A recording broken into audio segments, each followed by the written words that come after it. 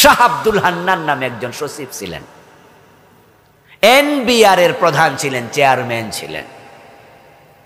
অথচ উনার নিজের ঢাকা শহরে একটা প্লাটও ছিল না। বাবার একটা ছোট্ট বাড়ি ছিল উত্তরার ওদিকে, টঙ্গীর কাছাকাছি। শেষ জীবনে বাবার সেই প্লাটে থেকে উনি মারা গেছেন। কয়েকটি মন্ত্রণালয় সচিব ছিল,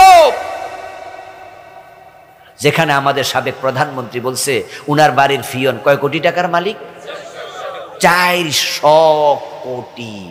এ কথা কি আমাদের কথা না উনার কথা? আর ও বেটা সচিব, প্লাট কিনতে পারেন।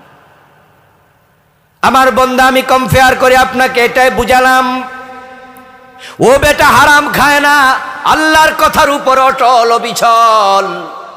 আর এই লোকদেরকে আল্লাহ তাআলা জান্নাতি বানায়া দেবে। আর আপনি ইসলামকে অর্ধেক করলেন, 2 টুকরা করলেন। এই টুকরা মানেন, এই টুকরা মানেন না। কান খুলে শুনুন, সুবিধাবাদ জিন্দাবাদে মোমেন থাকা যায় না।